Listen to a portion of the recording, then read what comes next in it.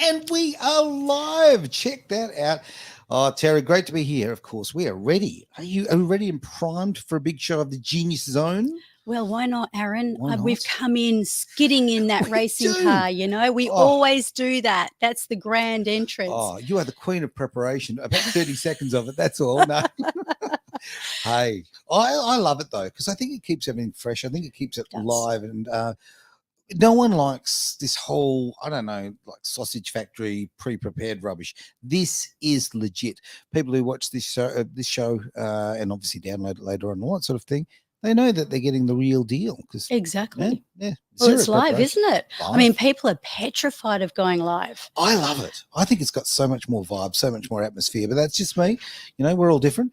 All right. Now, I don't know, speaking of how live and how fresh this is, I don't actually know what is on the show today. I am completely lost. Yeah, I was going to say in the dark, but yeah, let's be honest. I'm lost. So you've got a clean slate. Well, we're going to talk about a piece of paper, though.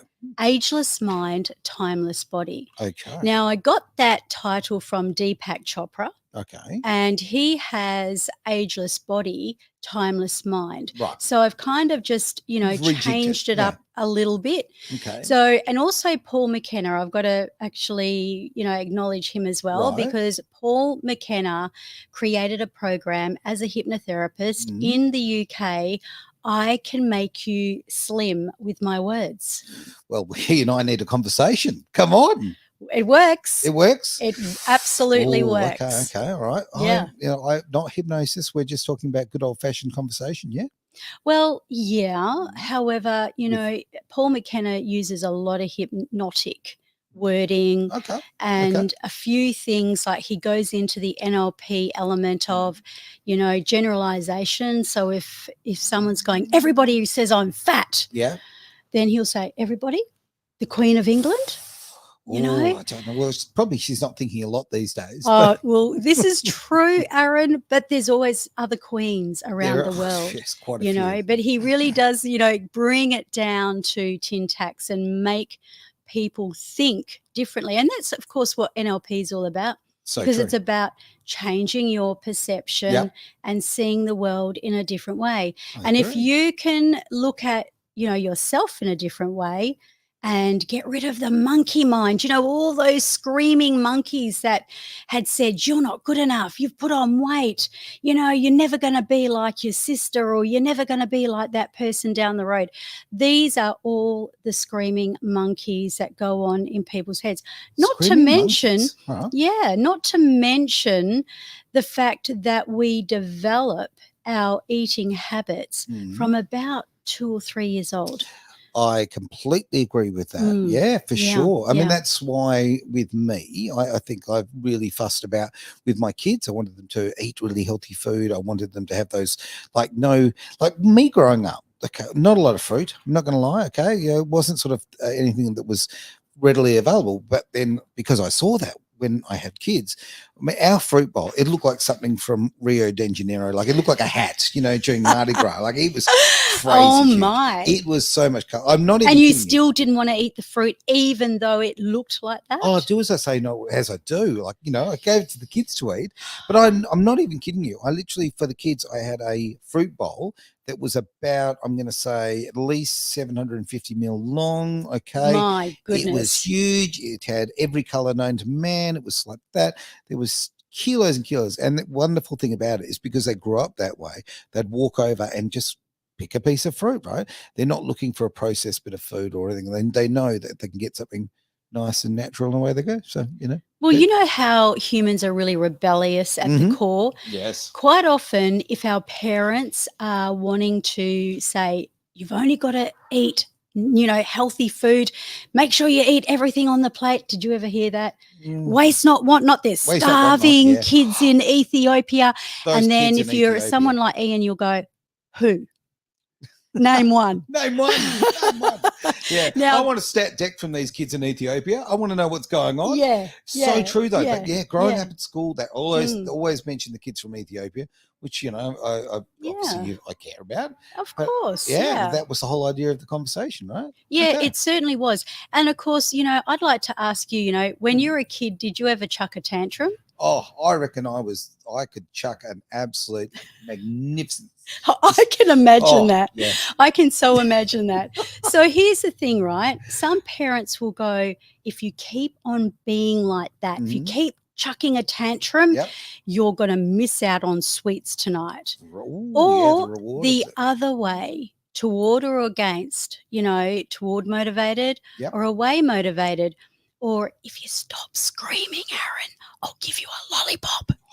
It's like a bribe, Oh, could have the bribery. If kids learned that lollipops, ice cream, and all those kind of food were a comfort when they were good, they develop that mindset. Absolutely, yeah. And, if people say you've got to eat everything on your plate, it almost makes you want to not. I can remember being a child, and when mum and dad weren't looking, I'd grab a bit of food and say, I need to go to the toilet. And then I'd run off and I'd chuck it down the toilet. Really? I did. Now, let me guess. It was broccoli and Brussels sprouts. Oh, yeah. I hate vegetables. Really? I'm still not a vegetable person, except for potatoes. Okay. I love my potatoes. Oh, look, the potato is the most useful, most wonderful of all vegetables. You know why? They make vodka. Okay. I did not know that. They make vodka. Okay, what do you need in life? Okay, potato chips and vodka. I mean, pretty much that's a teenager's diet right there. Yeah. And then we have, the teenage years growing up, looking over, especially for girls. Right. Oh, look at her, I could never be like that. She's so slim. And instead of looking at that person and admiring, they get jealous. Oh, yeah. Or they get really, really envious, and then they build up this grudge. So as a result, they eat more because they're wanting to comfort themselves. Yeah, look, comfort food is such a big part of life. I am a comfort eater, absolutely. Oh, yeah. But my main habits are, I'm actually a very small eater. I eat far less food than most blokes, right? It's become a bit of a laughing thing. But when do I eat? I eat late at night. Well, I do really that too. Yeah, and carbs as far as breads, right? Which your body don't need. We just don't need those kinds of things, right? The whole grain pyramid, just so everybody knows, was actually shown that was a advertising campaign brought from the grain industry back in the 30s. It's a lie. It's the biggest lie that's ever been perpetrated as far as people's health, as far as I'm concerned. Yeah. So, I mean, absolutely. But, my favorite food, if I had to live on two things, it would be cheese and potatoes. And rice and pasta. So I'm a real carbs person and I love them. But here's the thing. What if I told you that you can eat whatever you want, when you want, as long as you listen to your body and eat consciously? There would be no diets, no fads, no gym memberships that you feel guilty. Oh, my gosh, I wasted my membership. I didn't go to the gym for 2 weeks. You know that feeling? Everybody knows that feeling. We all know that feeling. There's no doubt about that. Yeah. Oh, look, okay, I'm going to come with some science back here, right? Okay, now, right ahead. I'm told this, so it must be true. I'm told that men don't have, there's apparently a gland or this or whatever, a chip, okay? We'll call it a chip in the brain, okay? Why not? The women know when they've had enough to eat, right? And they stop eating. Men don't have that chip. We are literally, there's a genetic difference, I'm told. A doctor told me this. So that's why fellas tend to eat until they're full. Like, if they go to a buffet, they keep going, all that sort of thing. But they keep going because of what's in front of them. But your mind's not telling you. So women have a great advantage, theoretically, in this department. But they can override it. Of course. Anything, look, let's face it, the mind, it's a tool you can override, right? Yeah. And overriding that begins early. But I believe that that's true what you're saying, because scientifically you've got to believe in that evidence. So obviously we do have some kind of an enzyme naturally as women where we may be able to switch on that neurotransmitter that says, okay, skid, had enough. Halt, had enough, where maybe the guys don't. And I do believe that. The problem is that we develop these habits. And, have you ever had this situation where you're sitting in the movie theater, you're eating popcorn, suddenly it's gone, but you don't know where and you don't know how, and you can't actually remember eating the popcorn because you were too busy watching the movie and putting it in your mouth and not eating consciously. Okay. So here's the theory. This is the theory behind hypnosis. Okay. And there's a lot of science in it as well. All right. When you are eating unconsciously, so you're just throwing food in your mouth and you're not thinking about it, you're just doing it, what you're doing is you're letting your metabolism sleep. Right. So your metabolism is like two guards at the door, and so they're like going to sleep. I don't need to wake up. I don't need to work. Hang on, these sound like the guards that were looking after Epstein. I'm just saying, okay? Maybe they were. Maybe they were. But they were slacking off. They're slacking off unless the person says, I'm eating. They put it in their mouth. Yeah. They chew and they enjoy. I guarantee you that when I've had friends, and I know this just from facts, I like food better than they do. Right. Not only do I love food, I love eating and I love being hungry. Really? I do. Okay. And this is a thing. This is a real thing. So if you can wait until you're hungry, and a lot of people don't know, am I hungry? Kind of switched off that natural enzyme switch. So you got to go, am I hungry? Like, do I feel like something? Yeah. And then there's the problem of, well, mum feeds us at 8 in the morning, 12 noon, 6 at night. Mm-hmm. So what do you do then?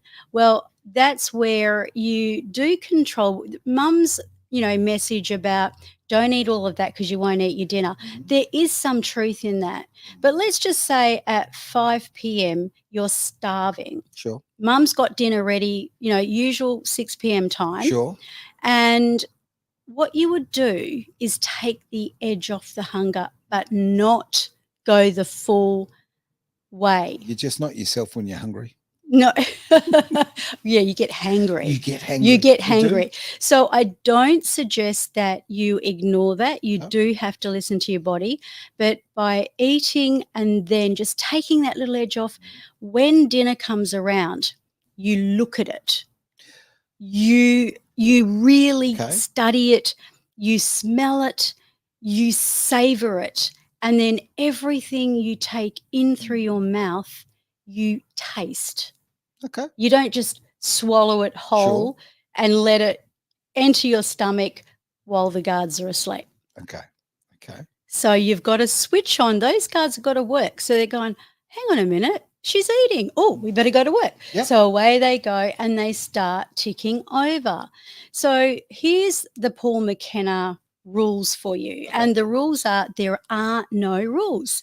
So what happens I like those rules. Yeah, they're great they rules. Work for me. They're fabulous. So eat when you're hungry. Yeah. Eat what you truly desire. Stop when you feel good, not full. There's a difference. Yeah. Good and full. And eat consciously. They are the 4 elements. And people going, you mean to say I've been on diets for most of my life? And, I had a girlfriend like when I was in my 20s and she went on some crash diet. Right. And we're all having a barbecue. I was married to my initial husband at the time. We were the barbecue couple. Right. And there we were knocking up pork needs chops and steak and, sausages and, potato salad and all the trimmings and everything else. Yum stuff. And here she had this little box full of I don't know what. Sadness. That little bag. Yeah, it's just a little box, box of sadness. And there we were eating till our hearts were content. Literally content. And then she chucked a wobbly. Okay. I watched her. That's an official. Yeah. That's a medical term, just so you know. Oh, absolutely. She chucked a wobbly. She got so angry, she picked up the box, threw it in the bin and went, that's it. But what happens then? She just goes back to her old habits, right? Yep. So there's a few rewiring techniques that we do, which is what Paul McKenna does teach. And the first one is that you've got to acknowledge your switch in the first place. So you've got to get that brain chemist working again and, get to understand, what are my habits? And what you'll find, and this is something that when I first became a clinical hypnotherapist, because I was NLP first, right? Yep. Then hypnosis in 2011, 2012. And one of the things were that a lot of women were subconsciously making themselves big. They weren't deliberately doing it because, like, I'll give you an example. One lady was getting sexually abused by her uncle. So because of that, she was petrified of being attractive. So she didn't know it. Like, it wasn't a conscious thing. However, as a result, she would feed herself and, and make herself ugly. And this is look, fat's not ugly. Fat can be beautiful, but she would think I'm going to stand up right here for the men, okay? Just you're for the gorgeous, men. Aaron. It's okay. No, I'm not. But you're not fat either. No. But okay, as a guy, just straight out, right? Okay, a couple of things I'm going to interrupt on you on that one, right? Women dress for women, okay? They do. They don't dress for men, okay? So, and women's body images, in my opinion, is very much about other women. It's not about men. Because guess what? Most men like a little junk in the trunk, all right? We just generally do. We like to go, I'm going to do something very sexist here, but I don't care because I live in the real world, right? Not the pretentious, virtue signaling one. Yeah, okay? There is nothing more satisfying than walking past and giving the girl in your life a nice slap on the bum. It makes you feel good. You know what? It validates her as your sexual desires. It makes you happy that it's almost like it's now I'm going to use the word again. This, every feminist will hate me for this, but it's an ownership thing, right? That's my girl, right? Right. Okay. Is that what the psychology is? I always wondered about that. I tend to think, learn something every day. Yeah. Okay. And it works both ways. I mean, I know it's hard to believe, but I've been in situations where I've had a woman come on to me at a party, right? And the girl in my life will just come and make sure that she puts her arm around me, okay? Very subtle. Just touches you on the arm a few times, right? Yep, always on the bicep, okay? Is Funny always that. a good little touch, right? Just sort of say, this is my strength, if you like. Yeah. So men and women do it in different ways. Women are more subtle in that regard. And I don't think that there's anything wrong with that. And I think when it comes to body image and stuff, there is absolutely no way I sit here and I wouldn't want to be a heap thinner, right? Okay. And that's my own problem for doing that. You'd probably look funny. Yeah, well, I think I would look funny. It's been a long time, so I don't remember. Lose part of that whole, charisma thing part going of my vibe. But I think that, several things. I mean, I like who I am, okay? And the people who like me, if you don't like me for the way I look, well, that's too bad. Too bad, right? And there's a wonderful group of women out there called Chubby Chasers. Thank you so much. Right. Be you, right? I love my food. I enjoy my food. I enjoy my socializing with food. So I'm not going to be against that, even though I do actually eat smaller amounts. But, I think that this whole, if it's about your health, my health would be better if I lost weight. And I think that would be a very positive thing for me to lose weight for my health. Yeah. 1,000%. But as far as appearance, as far as all that stuff, no. You own it. Look, I believe big is beautiful in a lot of ways. It's really how the person projects themselves. I think so too. If women don't like the way they look because they're carrying too much kilos, I don't like saying weight, because we've got this theory, if you want to lose weight, then what happens if you lose your keys? You try and find it. Yeah, if you lost your keys, you'd be going to. So if you lose weight, you'd want to find. Your subconscious would be going out and trying to find it. Right. Well, that's interesting. That's very interesting. I'm going to feed into, and I don't want to sort of railroad the conversation here, but I want to just tell you something about the psychology of eating, in my opinion, right? Okay. We eat so much out of absolute habit. We have our breakfast, we have our lunch at this time, we have it, we go into those modes, right? Many years ago, I had to do something rather high profile, okay? And I did feel a little conscious about my weight. You didn't have to do a striptease, did you? I was doing some TV, right? And TV adds the kilos to you and all kind of things. So it does, apparently. You feel a bit subconscious about it, right? So I decided I had to do a couple of things on TV. So I was feeling self-conscious, and I made a decision to only eat when I was hungry. Oh my God. I realized something. Oh my gosh. That doesn't surprise me. I was never hungry.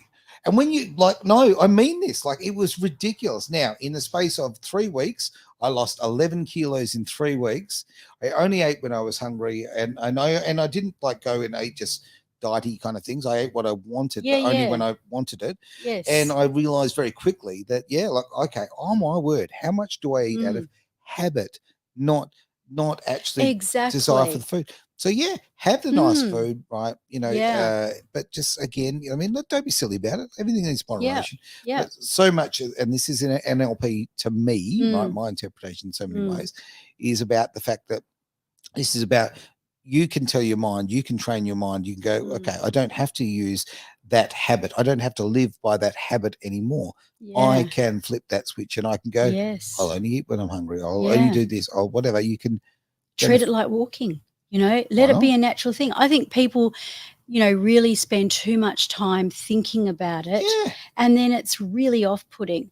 And, as for being the bigger girl, I've seen women who are big girls, and they're there. I seen one, I was on a beach one day, and this girl, she was carrying a bit of excess. And she was like really loving herself. She was like holding onto this pole and breathing out. And I'm like, I admired her so much. She got it going on. I would love to be, and she didn't have a self-conscious bone in her body. Good on her. Yeah. I think, look, there's a lot of this body, body image, but there's a lot of there's a lot of false information out there at the moment. Okay, absolutely. And they're telling people that you're beautiful when you're 250 kilos. No, you're not. Okay, and you're not. You're unhealthy and you're going to die. Okay, don't kid yourself. No, don't kid yourself. Live in the now. I know that me carrying, and I carry 30 kilos more than I really should. Right? If I dropped 30 kilos, I would probably add 30 years. All right. You've got to be. Well, your face does kind of cave in a bit when you lose a lot of weight. I don't want that. I don't want the sunken cheek thing going on. When I smile, I want to smile. That's I think, but I'm conscious of the fact that your health and your weight are related. But don't fight and don't obsess over every last kilo kind of thing. But if there is nothing healthy about being obese, but be happy in your own skin. But as for these people right now who are going, okay, I'm going to use Lizzo as the example. Sorry, Lizzo, you're not beautiful. No one finds you beautiful. If I said to my girlfriend, geez, I tell you what, you look like Lizzo, that could very well be the last thing that I said. Oh, right? Okay. Not that I would. I'm not that silly. Okay, the body sensitivity and all of that it's gotten a bit silly. So everybody, you just got to love on yourself, Yeah, I'm trying to get my comments up here. Press a little there click it and wake her up. is. That's there we are. Wake up. Got to wake you up before you go. Right? I can't wait to get my specs. I'm going to get some specs, and then I'll be able to see all these beautiful comments. That'd be a great thing. Let's bring Melissa. That up on hi, gorgeous. She's from my community. Wonderful. And and beautiful species, if I may say so myself. I reckon, just by a wild guess here, that you would be keen on the cellular repair. And the cellular repair is where you're really switching everything on again. Like even you've got the amygdala, the pineal gland, and all of those things are controlling the neuro pathways. So that includes your nervous system. Is this the Control-Alt-Delete of the human body? It is. Right, okay. 100%. Right. So when you're putting someone, you're inducting them into hypnosis, what you're doing is you're talking to their chemist. You're talking to the brain chemist. Gotcha. And you're, speaking to that part of their body to create all the neuro pathways that are going to kind of really sing together and create that healthy body. And, in my experience, people come in, and when they're coming in, usually what happens is they're wanting to release the kilos. And then I start with my therapy. And I had one lady who got very disgruntled, and she said, I'm not here to go deep into my personal life with you. I'm not interested in opening up Pandora's box. Right. And I went, well, could you just humor me for a while? Because, do you want this stuff to work? Because we can do this two ways. we can, just while Aaron has a good cough and choke over there, so we can do this, 2 ways. We can help you to, release some of the kilos and some of all that jazz.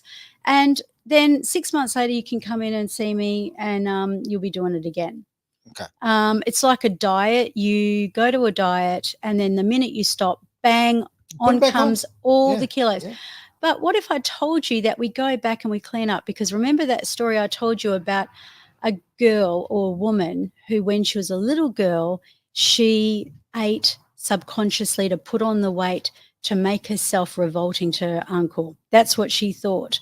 So obviously she was a slim little girl and all of that. So by taking her back, and I'm always talking about the timeline stuff, what you're doing is not only are you healing any of the reasons for them to be eating, because it's no different to a drug or anything else. If you're not eating because you're hungry, then you're just using that as a drug. And when they're looking at clearing that slate, then they're going back and they're also looking at, what did mum say to me? Did she whack the lollipop in my mouth to shut me up? Or, was food used as something to kind of say, hey, if you're a good girl, if you're a good boy, reward. I'm going to give you your dessert. If you don't eat your meat, how can you get your salad? Or is it your sweets? You can't have your sweets if you don't eat your meat. Okay. We're talking about Pink Floyd now, right? Yeah, you got that completely wrong. It's okay. That's okay. Sorry, guys. It's been about a while. Your pudding. Yeah. Oh, that's right. It's the pudding. It's the pudding. Yeah. So how can you get your pudding if you don't eat your meat? Yeah. Okay. So there you are. And, we'd have people coming into clinic. This is when we're in clinic in those days. And we'd have people who would have lap banding. Oh. Now, all this stuff, and, they make their stomach so it's like this big. And they go into this because they think it's going to help them with their self-esteem. I'm going to feel great if I lap band and then I get slim and I look amazing, just to find that they don't. Right. And then they feel like throwing up if they eat too much, because their gut can't take it. They can't. It's totally and, a couple of people did come to see me because they said, look, Terri, I still, one of the things that I regret is I should have come here first before I had the lap band, because I'm still craving the food. Gotcha. Psychologically, I'm really desiring to eat this, and this, but I can't because I'll throw up because my stomach's only this big now. And so there would be a huge problem with that. But did you know that under hypnosis, we also do lap banding? No, I did not know that. Not the actual operation, but I didn't like doing it, to be honest with you. And I could probably count on a hand how often I actually have ever done it in the 17 years. Okay. But, I remember one time and the lady said, that actually hurt. Really? Yeah. Okay. Because she would go under hypnosis and then she would feel all of the things and then and hear the suction. And I don't even know if they use suction, but I used to. Okay, and then no idea. And then, and then pulling the stomach. But that's the other thing. Let's get on to the gym thing now. How many people buy a gym membership just for the wheels to fall off? And then what happens? You feel guilty, or you think, oh, I've wasted my money. And if you're like me, you're stuck with it. Doesn't matter if you move countries, you got to pay that out until your contract is done. So you think, oh, I've got to go. I've just got to go for the sake of going. Get my value. Exactly. Yeah. And, I guess this one for the ladies, the Victoria principal. Are you old enough to remember who she is? I remember her. She was in Dallas. Dallas, correct. She's a bit of a babe, as I remember. She was, and I think she still is not too bad. But the Victoria principle thing is to actually tighten your gut. Right. Now, when ladies have babies, you probably don't know, but what happens is they tell them to do pelvic floor exercises. Yes. And so this is good for the bladder and all that kind of stuff. So what we do is we help tighten the stomach muscles. Right. Now, did you know, in your mind's eye, you can visualize yourself working out. I swear I did it just for a joke years ago when I was teaching some coaches. Okay. And they said, I swear your muscles have got bigger, Terri. And not one weight lift was actually picked up. But, you know, you don't just do it through your mind. You are clenching your muscles. Sure. So you might go like this because you don't want flab. Even if you don't go to the gym, it's better to get those muscles tightened up. No one wants tuck shop arms, okay? Exactly, exactly. Man or woman. No. Yeah, yeah. So, you know, with this kind of activity, there's no excuse. Ladies and gentlemen, you can do it when you're driving a car. Like you could be driving on, and I'm doing it right now. And I tell people just as a joke, okay, I'm going to work out real big time right here in front of me. Do you want to see me work out? Yeah, okay. And I just stand there. And I'm like, well, when are you going to start? I'm already doing it. How are you doing it? She's partying on the inside. I'm partying on the inside. Exactly. So I'd be tightening the muscles in my gut, tightening the muscles in my arm, and flexing. Yep. And the same with your stomach. Flex. And as you're doing this, there is something very dynamic that happens in the mind's eye. And if you can learn how to really tap in, you know, everybody's got a favorite food. Sure. Guess what mine is as a sweet? You know what mine is? No, pavlova. Really? I love pavlova. So much sugar. And so much sugar, so much love. You know, you know, and of course it's fluffy, right? It's fluffy. It is. It's light and fluffy. It's easy to eat. Yeah, you know, I mean, it's got kiwi fruit on it. It's nice. Banana, strawberry, making me hungry. I'm going to go home and buy pavlova now. But so I would eat a big slice of pavlova because I am damned if I'm going to deprive myself. I've seen what it does. Go to hard people. or go home, right? That's it. Go hard, go home. And of course I'd want to go another one because I didn't even feel it go down my throat because it was so soft and fluffy, right? Making everyone hungry. So I would then go, I'm going to have another slice. Okay. But then I would make a promise to myself. I would say, I'm just going to walk over there for a moment and I'm going to give myself 5 minutes. And you know what? If I come back and the urge is still as intense, I'm going to eat it. Right. But then this is what happens. You go and do something else. Yep. And this is the time factor. And you return back, your hunger urge changes. Of course it does. Yep. 5 minutes. And then most of this is in your head. Yeah. Like it really is. It's not your body saying, I need nutrients. It's in your head. That's it. That's it. So, you know, another one is I went to a party, you know, you go and you see all these smorgasbords and things like that. And I would have a bit of everything. I wasn't going to, everything would go on and people would be going, okay, right. So everything would go on my plate. But then people would go, she's left behind things on her plate. And have you ever heard the saying, eat everything on your plate? Yeah. And, you know, if you were brought up with that, you know, that's sort of indoctrinated. I don't think that's the right word, but I'm going to use it anyway. Why not? It's kind of indoctrinated into your thinking. And you have this thought process of, you know, why would I want to waste food when there's starving kids in Ethiopia? Sure. Well, name one. Yeah, you eating that last canapé, that will stop world hunger. Yeah, exactly. And a bit of sarcasm always goes a long way in this kind of stuff. And, you know, this is what I had to say to one woman because she was a bit older and she was definitely from that era. And she goes, oh, but Terri, you know, I can't just waste half a pork chop. I mean, that would be craziness. You know, if I listen to my gut and do what you say and recommend that, and then I go, oh, I just can't do that. Or maybe I could give it to my dog or my husband. I'm going, okay, here's one for you. But under hypnosis, this was what I would say. If you go down to the petrol station and you put petrol in your car, would you go down to the next one after that and put more petrol in your car?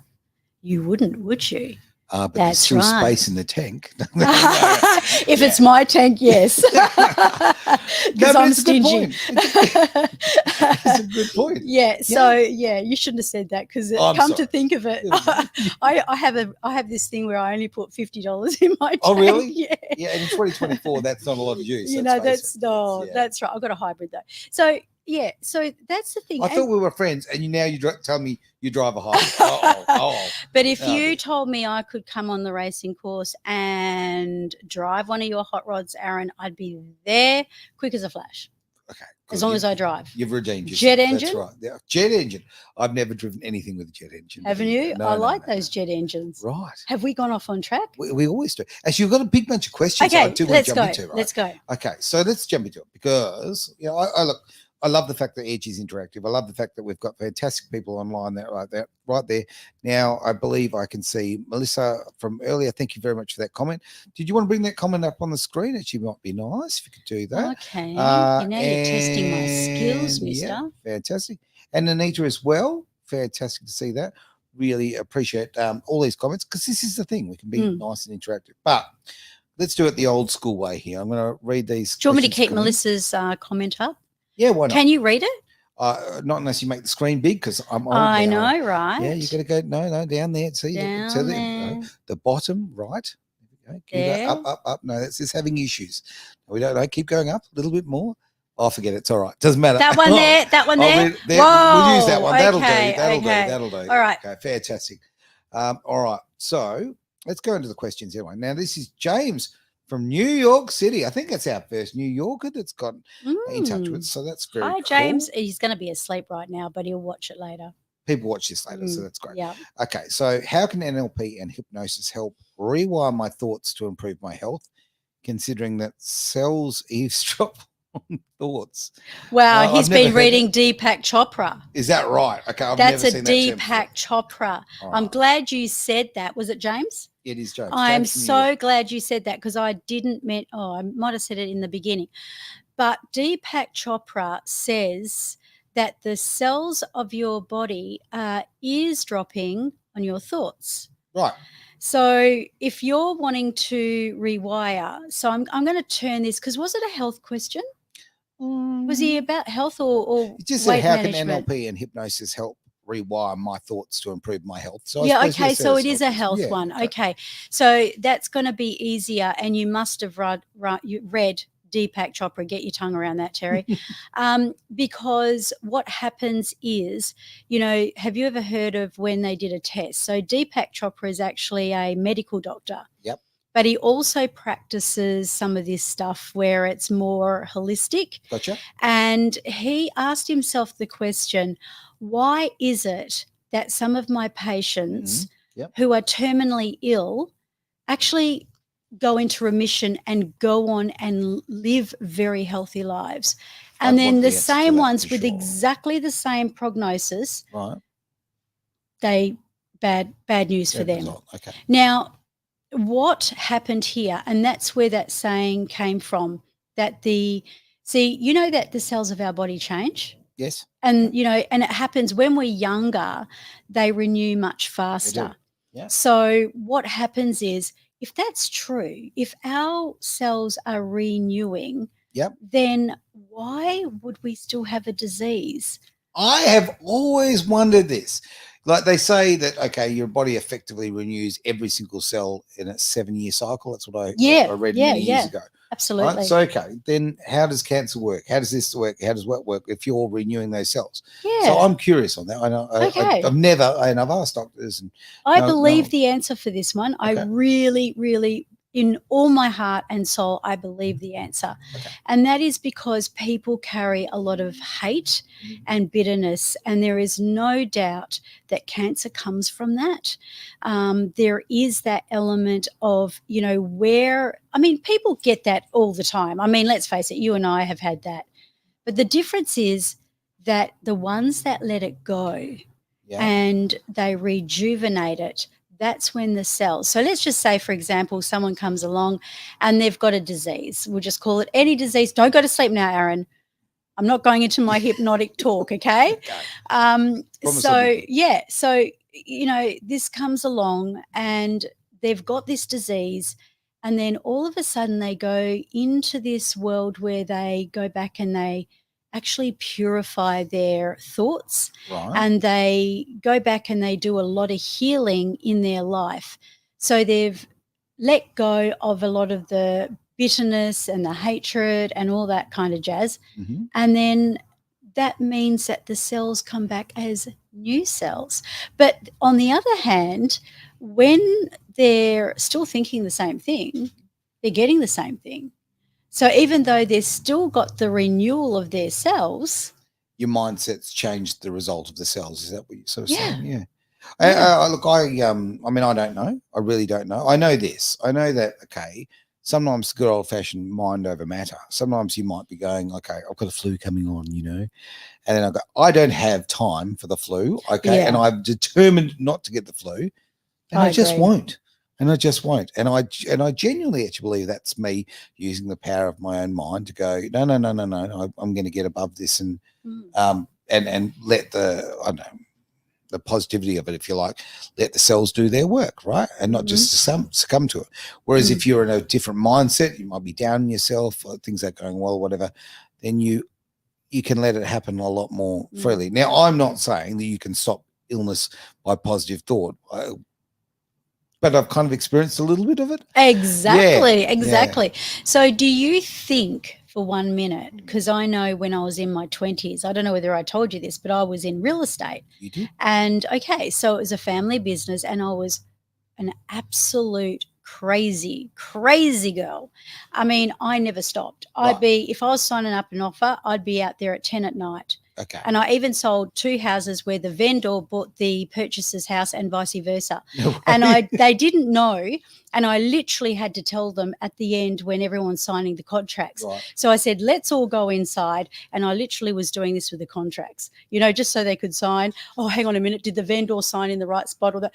I mean, so just to give you, that's it. And when you think about it, it made sense, because the person in the smaller house that was going to a bigger house, of course, they probably have some common, interests and kind of the same taste. Makes sense. And then, when you think about it that way. But here's the thing. I caught every bug going around. I was like a crap magnet. Okay. So I literally got everything, flu, virus, glandular fever, and these things took me out. Gotcha. But I wonder if this is happening to you too.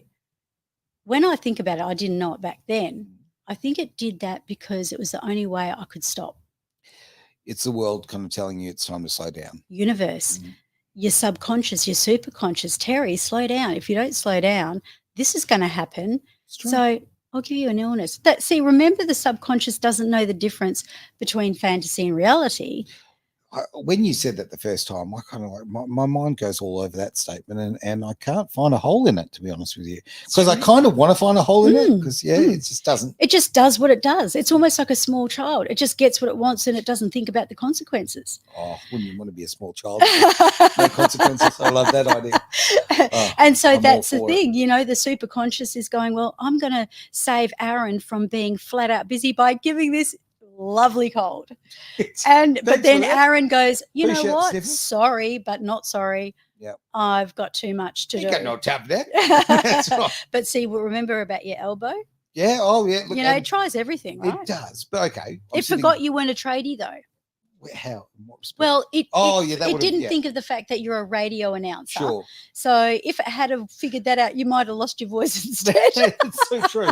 Hang on. But my sling is here. See, you can see I'm clearly wearing it. No, it's just too hard, right? Yeah. And I've got to keep going. So it hurts, but just keep on keeping on. Yeah. So coming back to your question, James, I would be looking at tracking with your health. What are you holding on to? What do you need to really let go of?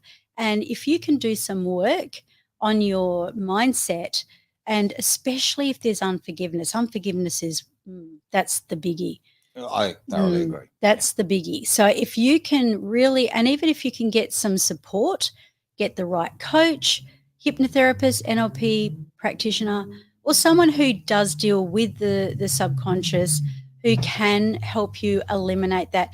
Guess what's going to happen in turn, but I don't want to overkill on these questions. you're also going to feel better. Your energy is going to rise. I like it. Okay, we've got our next question is a Sydney Sider from Australian message here from Sophia. Now, Sophia has said, I'm tired of diets and gym routines. How can I start eating more consciously and effortlessly lose weight using NLP? Okay, so you want to do this easy, and I love the words. You can do this easily and effortlessly. Did you know that was a hypnotic term? Did not know that. If you say to someone, you'll be able to do this easily and effortlessly, there's just something about the flow of those words. Oh, look, I feel more relaxed right now. Don't go to sleep. Oh. So getting back, if you listen or go back and listen to what I was just saying, I would apply the principles of eating when you're hungry, really listening into your body. And if you are going to eat more consciously, look, it's not that hard.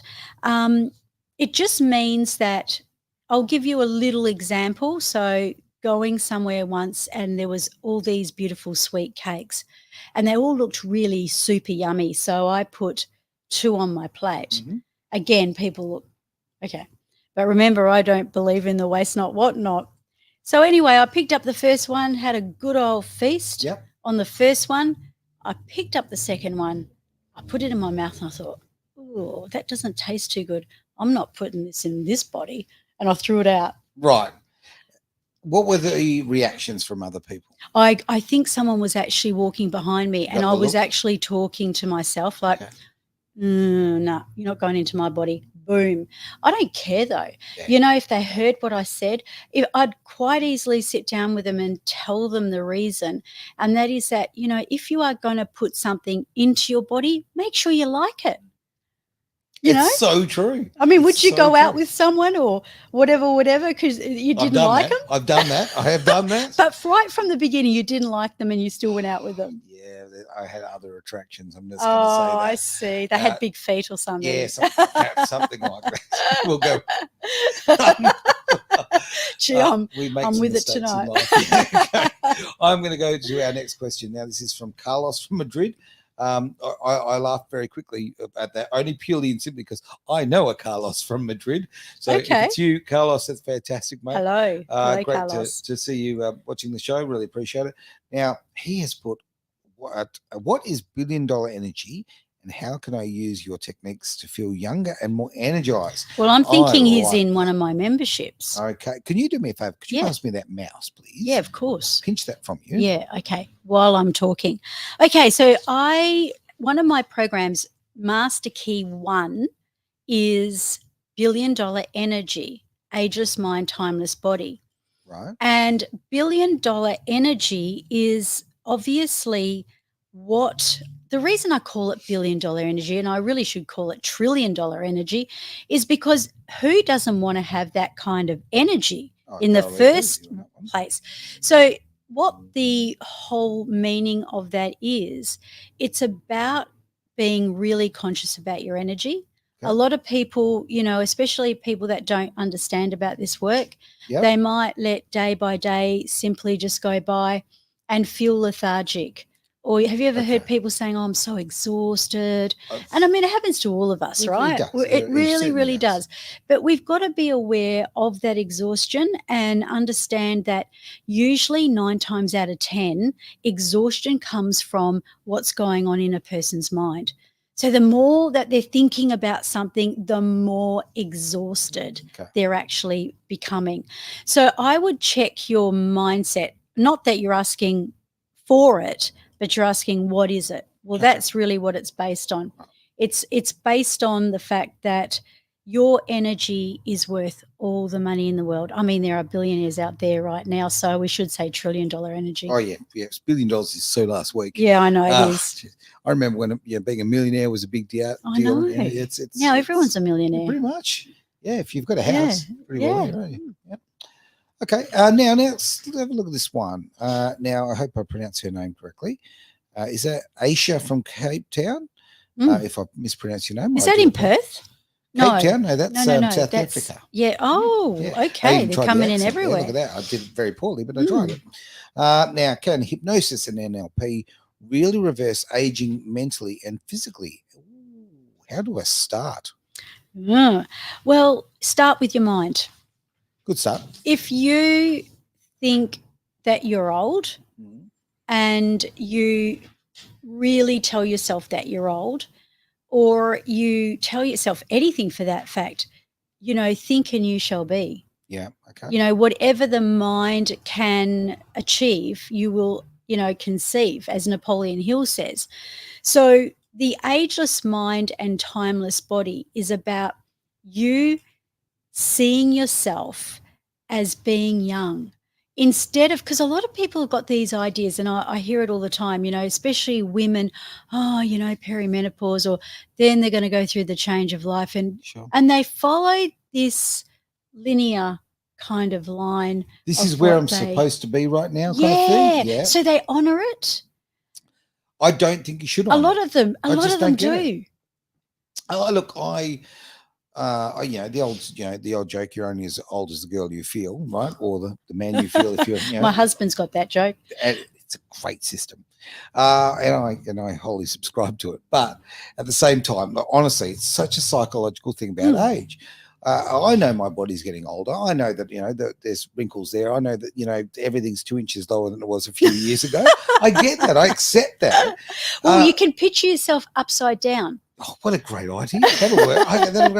But I also think at the same time, and a lot of this has been coming out because of the fact of just in thought, because of some big anniversaries have come up in my life, right? And I'm telling you right now, I am still in my heart and soul that 22-year-old kid who, was out there to for want of a better term, conquer the world, right? Just go out there and live every moment. And the body is not in as good as nick as it was in those days. And maybe I have to do things a little bit slower. But at the same time, I'm still that bloke. Yeah, I don't want to be. That's really good. Yeah, you don't want to become, I'm XYZ old. I now have to act my age. Exactly. Yeah. No, you don't. All right. You can still wear the clothes you want. You can still eat the things you want. You can act the way you could still. If you love your sports cars, go get a sports car. You want to drive a station wagon, drive a station wagon. Yeah. You don't have to go, I fit into this. This is my in the book of life, in the instruction manual, in the Haynes manual here on page 32, I'm supposed to think this way. No. Think about how you are in your own happiness. That's so true. And, my father doesn't know this kind of stuff, and I'm not going to say his age publicly because I got into trouble for celebrating his birthday last year. Oh, dear. On Facebook, then all his friends. But here's the thing. He dances 3 nights a week. Lucky fella. And, we can't hold him down no matter what. Even he got sick lately, Aaron. Right. And we couldn't. And then he got out. He escaped from not prison, but hospital. Right. And, and he was down at the pub, and he doesn't drink. He's not a drinker, but he goes there to dance. Okay. He was there every single night, but I had to go with him, and I'm not into this stuff, right. But I would go with him just so that he would be all right. But he thinks... You become your father's chaperone, but okay. I was. Yeah. And all his friends were looking at me like, oh, she's keeping an eye on him. Seems that way. But, I could see he was a little bit off his game, but I said to him, Dad, if you could turn the years of time back, how old would you be? He said 50.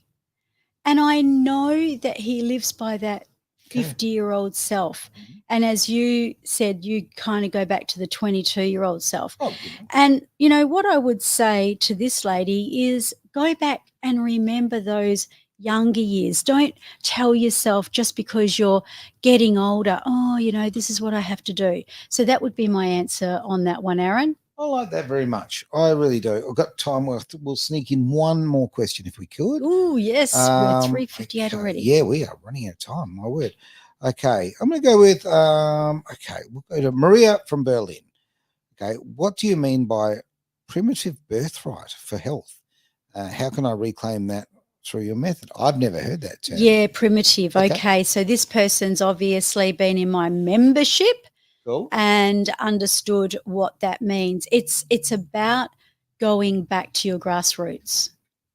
It's about going back and turning on the clock. Remember when babies are born, they cry when they're hungry. Yes, they do.